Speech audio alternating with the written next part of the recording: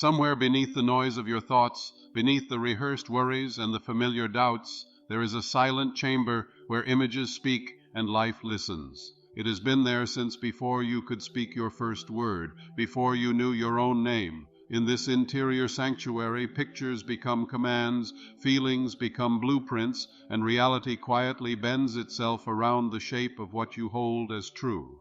You have walked through all the years of your life obeying this hidden script, perhaps without ever opening the door to see who wrote it. Tonight, in the quiet of your own awareness, you are stepping into that chamber. You are coming to meet the power that has been shaping your days, your relationships, your health, your finances, your very sense of self, your subconscious mind. As you hear these words, you do not need to do anything. You do not need to strain, to force, to try to make anything happen. Your conscious effort is only a small key.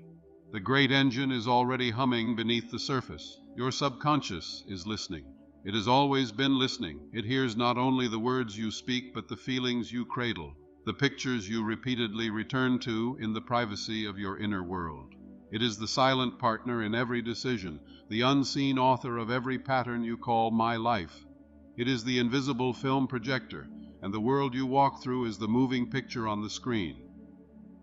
For many years, humanity believed that life happened from the outside in, that we were the victims of circumstance, the products of luck or fate. Yet wise men and women, mystics and spiritual scientists across the centuries, have whispered another truth. The outer follows the inner. What you experience as out there is a kind of echo, a reflection, an obedient servant of your sustained inner images. Dramas in relationships, repeated money struggles, lingering all issues, recurring emotional storms. These are not random punishments, but manifestations of seeds sown in the subconscious soil. Some of these seeds were planted by you. Others were planted for you long ago, when you did not yet know you were the gardener. Modern neuroscience now offers a language that harmonizes with this ancient wisdom. It tells us that your brain is not fixed, but plastic. Neural pathways are constantly formed and reformed by what you repeatedly think, feel, imagine, and expect. Every time you dwell on a picture of failure, your brain etches that pathway a little deeper. Every time you return to an image of peace, of success, of being guided and provided for, the brain faithfully strengthens that circuit. But beyond the physical brain, there is the vast subconscious mind, the spiritual side of your mentality, which uses those neural pathways as wires, as channels, through which your inner beliefs transmit their instructions to your body, to your behavior, and to the field of life around you. Life, you see, obeys the voice of your inner image. It is not the voice you use in conversation, it is the felt conviction behind every mental picture. This is how identity itself is transformed, not by forcing yourself to be someone new, but by gently changing what you hold to be true about yourself at the subconscious level. As you continue on this inner journey, you may notice that your desires themselves begin to clarify. Some things you once chased out of insecurity fall away. Others, which feel more aligned with your deepest values, grow stronger. This is the shift from a life run by reactive programming to a life guided by conscious cooperation with divine intelligence. You start to sense that your true desire is not simply to accumulate things, but to express more of what you inherently are: wisdom, creativity, love, peace, abundance. Your goals become expressions of an inner fullness rather than attempts to fill an inner void. In this space, prayer becomes less about getting and more about aligning. You might say, "Infinite intelligence, reveal to me the highest pattern for my life. Show me how I may serve, how I may create, how I may experience abundance in harmony with all." When you pray like this, you are not abandoning your individual needs. You are placing them in the context of a larger, wiser order. Your subconscious mind, in touch with this universal intelligence, begins to guide you along paths that not only bless you, but bless others as well. All the while, the universal laws continue to function. Law of mind, law of belief, law of vibration. Nothing is random. Even apparent setbacks become feedback, showing you where an old blueprint is still operating, where another lever needs to be moved, where a deeper emotional alchemy is calling. You learn to meet these moments not with self-condemnation, but with curiosity. What is this experience showing me about my inner image? What belief is being revealed for healing? In this way, life itself becomes a teacher, gently reflecting your inner state so too, that you may refine it. As we draw nearer to the heart of this teaching, let these words sink more deeply into your awareness. The inner world creates the outer world. The subconscious mind is the core creative power of your human experience. You are never a helpless victim of circumstance, though it may sometimes appear so. You are participating through your images, your feelings, your assumptions, in the continual shaping of your reality. This does not mean that every event can be traced to a simple thought, nor that you should ever blame yourself for pain or hardship. There are larger patterns, collective beliefs, and mysteries beyond the reach of human understanding. Yet even in the midst of these, your inner response remains your domain. In every situation, you retain the power to choose which image you dwell upon, which meaning you assign, which blueprint you reinforce. This is your sovereignty. This is your spiritual freedom. In the quiet of this moment, you may feel a subtle but unmistakable shift, the recognition that you are not merely the character in the story of your life, but also the author of its unfolding chapters. The pen in this case is your imagination, the ink is your feeling, and the paper, always available, is your subconscious mind. You might begin, even now, to softly affirm within yourself, "The life I experience is the reflection of my inner images." I now choose images of peace, abundance, and divine cooperation. My subconscious mind is my faithful servant. I feed it only what I wish to see expressed. I am not bound by the past. I am renewed in mind and heart. Let these words be more than sentences. Let them be a gentle turning of your inner gaze. See, even if only dimly at first, a future version of yourself who has fully embraced these truths. This self walks with an unhurried confidence, not because every circumstance is perfect, but because the inner foundation is solid. This self moves through challenges with a steady heart, knowing that the subconscious can be instructed to find solutions, to transmute fear, to draw in unexpected help. This self radiates a quiet abundance, feeling connected to the infinite reservoir of supply. This self is you, emerging. As this vision settles in, notice that nothing dramatic is required of you. You are not being asked to transform overnight. You are being invited into a daily, gentle practice, to watch your inner speech, to participate in emotional alchemy, to honor the power of secrecy and silence, to use the sleeping method each night as you drift into that fertile subconscious realm, to pray scientifically, affirming the reality of good with feeling, and to visualize your desires as already accomplished in the inner world. Each day you plant seeds. Some days you may forget and slip into old habits. That is all right. When you notice, you simply return. You do not condemn yourself, you redirect. The law of mind is patient. The subconscious mind does not hold grudges. It responds in the present moment to what you impress upon it now. There will come a time, perhaps sooner than you think, when you pause in the midst of your ordinary day and realize that, and something has changed. You may feel a softness where there once was tension, a faith where there once was chronic doubt.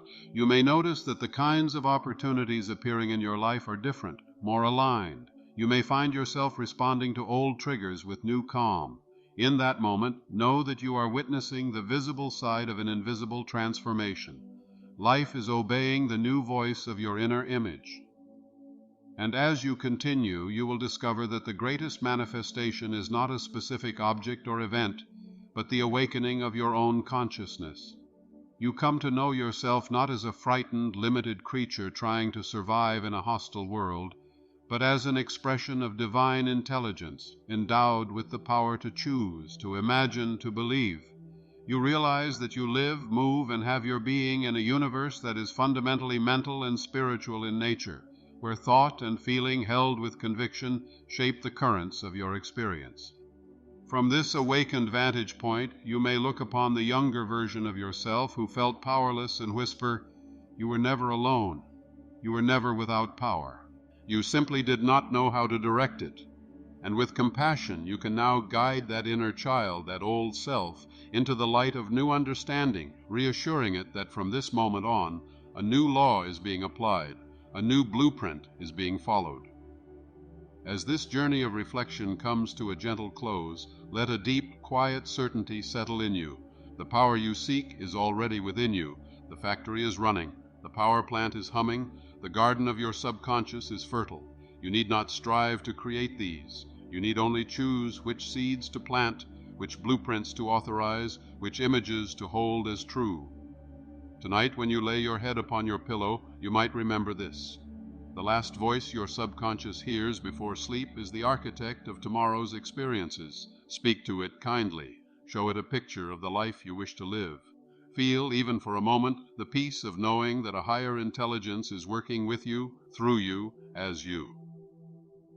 In the days ahead, walk with the awareness that every inner conversation is a prayer, every sustained image an instruction, every feeling a kind of magnet drawing forth like experiences. Guard your inner speech as you would guard a sacred fire. Choose your images as you would choose the foundation of a house meant to last a lifetime. You are not a victim of your inner world. You are its sovereign. The subconscious mind, with all its immense creative power, is your ally. When you align your conscious choices with the wisdom of universal law, when you impress upon your inner mind only what you truly wish to experience, life itself becomes a cooperative response. Let these final words sink into the depths of your being.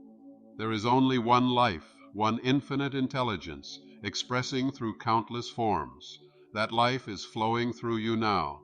That intelligence is present in your subconscious mind now. As you change the images you hold, as you elevate the beliefs you accept, as you harmonize your feelings with the truth of abundance and peace, your world must change accordingly. Your transformation does not begin outside. It begins in this very moment with a shift in consciousness, with a new thought chosen, a new image embraced, a new feeling welcomed. The silent engine of your subconscious is listening, and as you speak to it with calm authority, with love, with faith, it will answer, as it always has, in the only way it knows how, by recreating your world according to the voice of your inner image. When you silently rehearse, "Things never work out for me," it is not the sentence that matters to your subconscious, but the feeling of defeat, the image of doors closing, of standing outside the flow of good. That is the blueprint, and the law is clear. The subconscious mind accepts what you consistently feel is true, and then expresses it as conditions, experiences, and events. Picture for a moment a great mental factory deep within you. On the upper floors, in the bright, noisy offices, your conscious mind sits, analyzing, weighing choices, reading reports, looking at the clock. It is busy, it is logical, it is easily distracted. But beneath those floors, in a vast underground hall, immense machines are turning.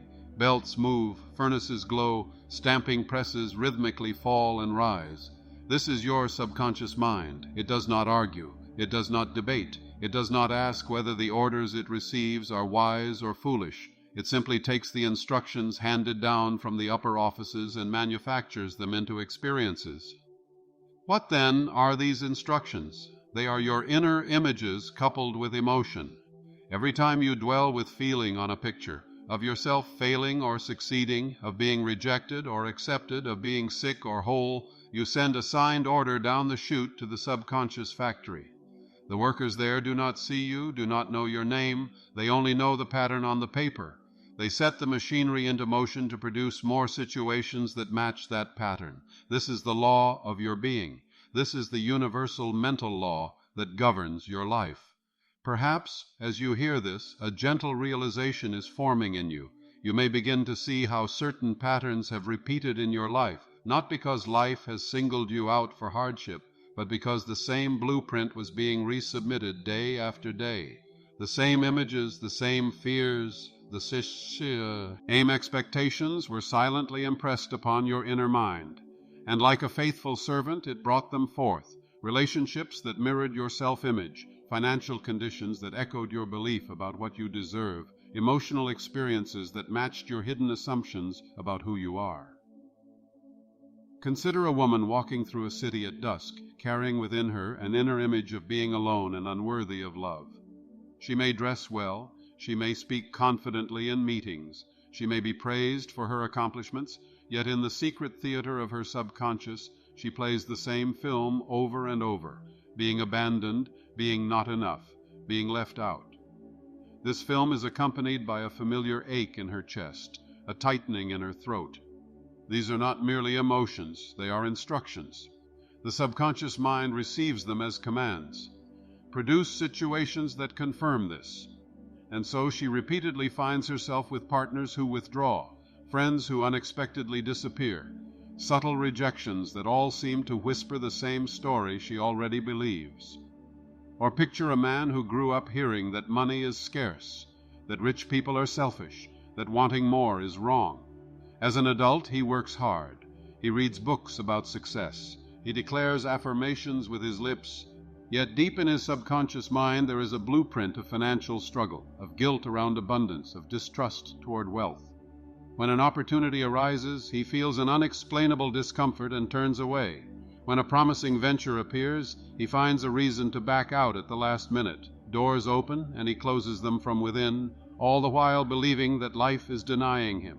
In truth, it is his inner image that has been denying life the permission to bless him.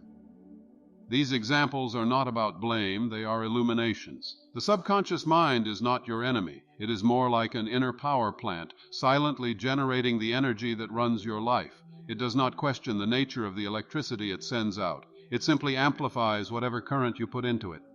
If you pour in fear, it circulates fear. If you feed it faith, it circulates faith. If you impress it with images of harmony, it nourishes your nervous system with the chemistry of peace. It aligns your perceptions to notice opportunities. And it draws into your orbit people and circumstances that resonate with that harmony. Modern science acknowledges that your thoughts and feelings are not confined to the space inside your skull. The heart generates an electromagnetic field that extends beyond the body, and your brainwaves can be measured as frequencies. These are physical reflections of a deeper metaphysical reality. You live in a universe of vibration. Your subconscious mind, charged with emotion, radiates an invisible signature into this universal field. You do not need to fully understand the mechanics of it, just as you do not need to understand every detail of electricity to turn on a lamp. It is enough to know that what you repeatedly feel and imagine sends out a signal, and that signal attracts, selects, and arranges experiences of like nature. Now listen quietly. None of this is fixed.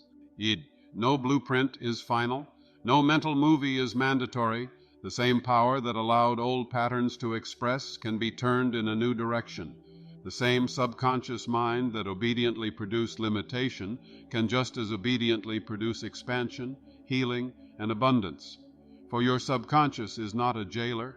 It is an instrument. It is the inner doctor, the inner architect, the inner engineer of your life. When you give it new orders with persistence and feeling, it must respond. This is not wishful thinking. It is the law of your being. And how, you may ask, do you give these new orders? Not by struggle, not by shouting affirmations through clenched teeth. Your subconscious does not respond to effort. It responds to impression. It is moved by feeling, by repeated imagery, by quiet conviction. Just as water carves stone over time, a gentle, steady stream of new thoughts, coupled with emotion, reshapes the beds of your neural pathways and the tendencies of your subconscious. This is what modern science calls neuroplasticity. The pathways of fear and defeat can be weakened. The pathways of peace, creativity, and confidence can be strengthened. The law works in both directions. One of the most powerful times to work with this inner law is when you are moving into sleep. At night, as your conscious mind relaxes its grip and the brainwaves slow, the door to the subconscious swings more freely. This is the sleeping method, the art of nighttime programming. The final images you hold, the last feeling you dwell in, are like the last instructions you give the mental factory before the supervisors go home and the night shift takes over. If you fall asleep rehearsing failures, arguments, and worries, you hand the subconscious a stack of blueprints based on fear. It will work on them faithfully while you sleep, reinforcing those patterns in your nervous system and in your experience. But you can choose differently. Tonight, as you prepare to sleep, you may simply lie down, place one hand gently over your heart, and in a calm, unhurried way begin to feed your inner mind a new script. You might softly say within yourself, "Thank you, Infinite Intelligence, for guiding my life in perfect order. I am safe. I am provided for. Every cell of my body is filled with healing light. I am now aligned with divine abundance and peace." You do not need to force belief. You do not need to argue with doubts. You simply speak as one who is planting seeds, knowing that the soil will do its work. Then you bring before your inner eye a single image. Perhaps you see yourself smiling in the morning light, feeling rested, at peace, with a quiet confidence that good is unfolding. Let that image grow warm. Let it be accompanied by a gentle gratitude as though it is already true. Then allow yourself to slip into sleep, carrying this picture into the subconscious realm. This is scientific prayer. Prayer in its highest form is not pleading with a distant power, but consciously impressing your subconscious with the reality you wish to experience, knowing that the infinite within you hears and responds. It is scientific because it follows a law.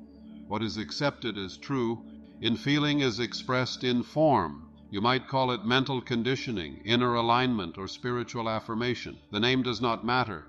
What matters is that you speak to your inner mind as you would to a beloved child, firmly, kindly, calmly, with absolute faith that it will respond.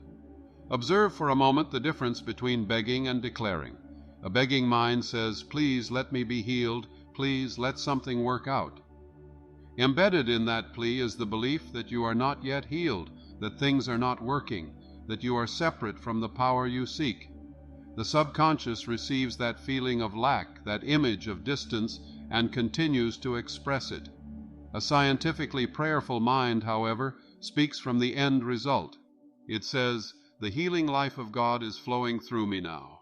Every organ, every cell is responding in perfect order. I am whole, I am balanced, I am at peace." It does not ignore appearances. It simply refuses to make them the final authority. It impresses a new image, a new feeling upon the inner mind, and that mind begins to arrange the chemistry of the body, the impulses of behavior, and the patterns of experience to match that inner reality. Your subconscious is always listening. It listens to your words, but even more deeply, it listens to the tone behind them, to the images you entertain after the words are spoken.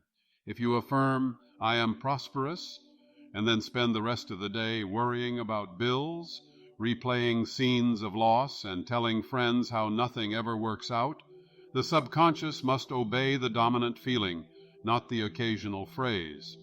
This is why consistency and sincerity of feeling matter more than the number of times you repeat a sentence.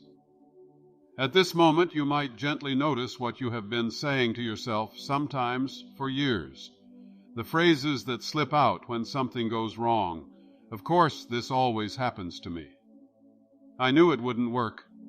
"That's just my luck."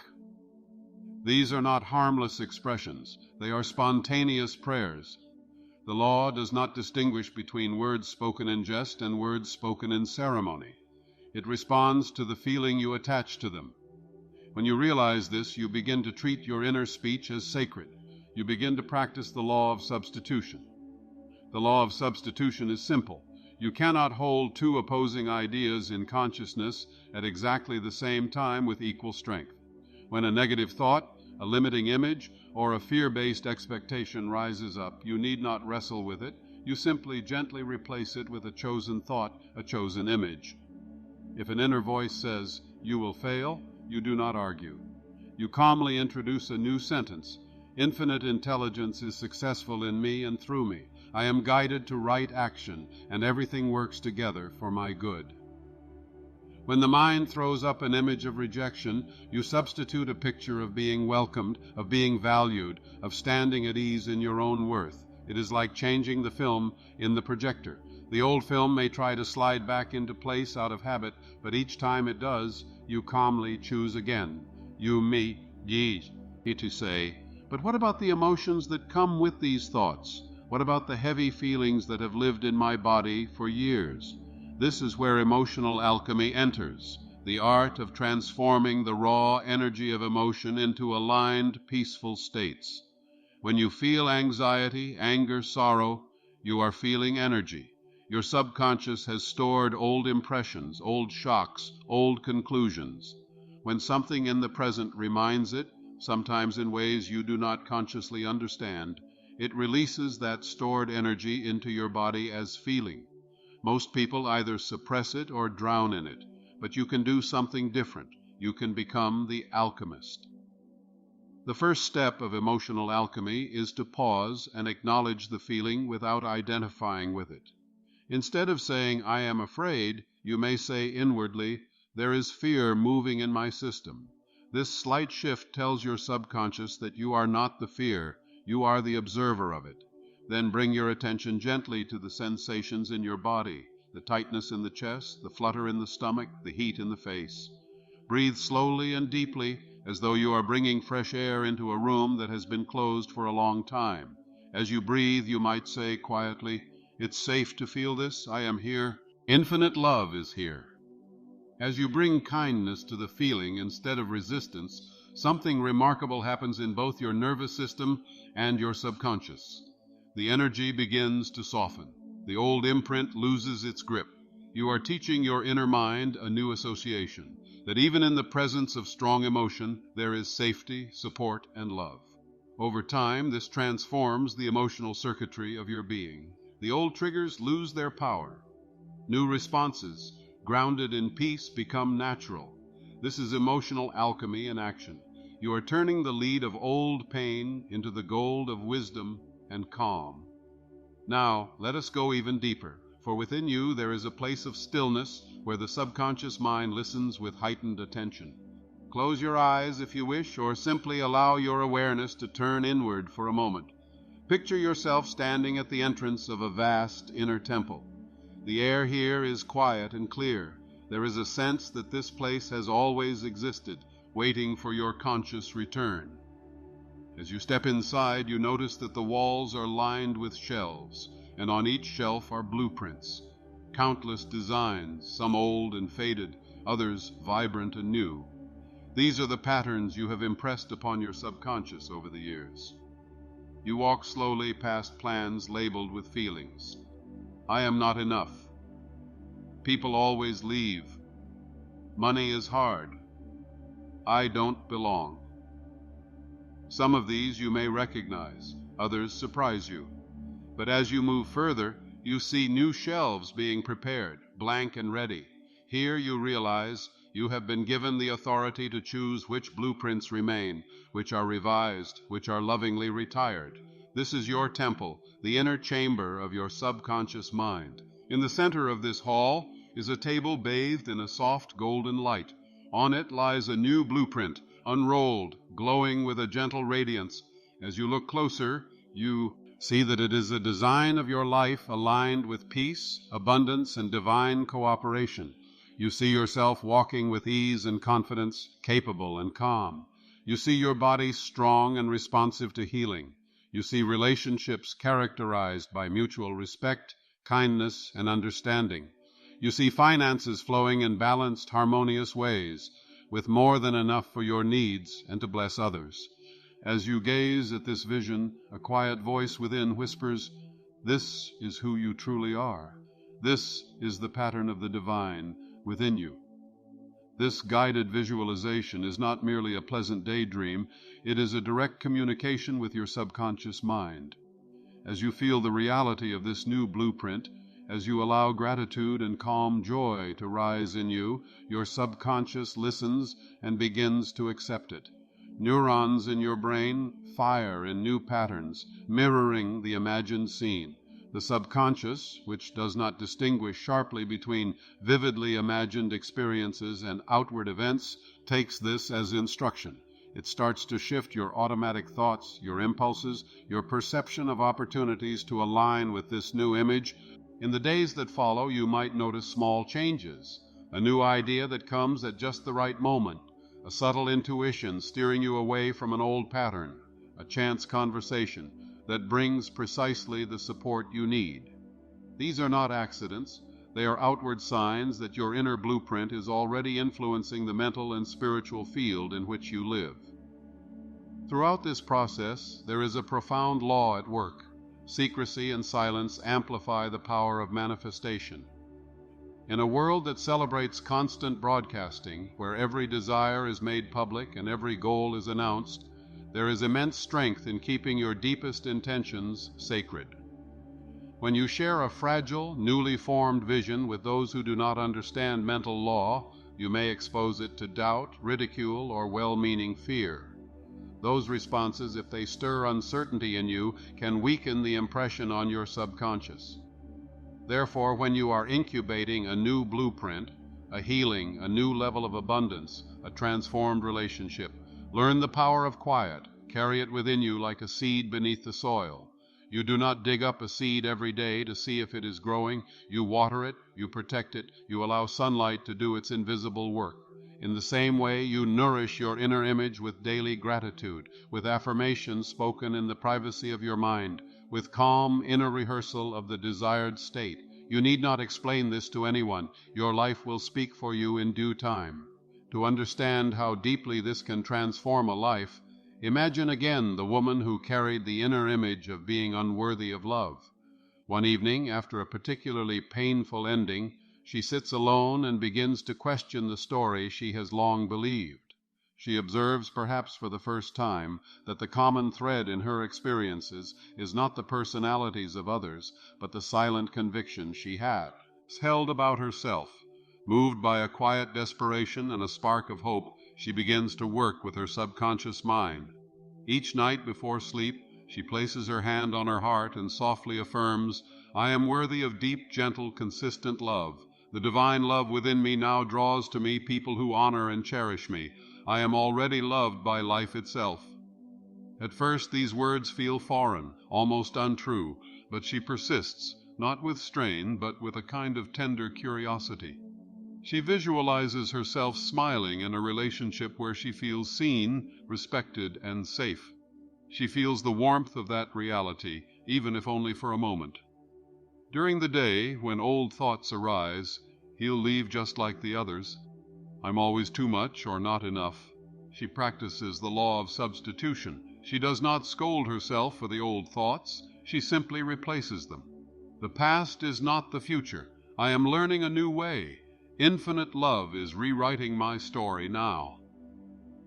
Over time, the emotional charge of old memories lessens. She finds herself less drawn to those who mirror her old wounds, and more attuned to people who are capable of healthy connection. Eventually, without fanfare, she steps into a relationship that is profoundly different, not because the world has changed, but because her inner image has. Life has obeyed the new voice she installed at the level of feeling. Or consider the man entangled in beliefs of scarcity.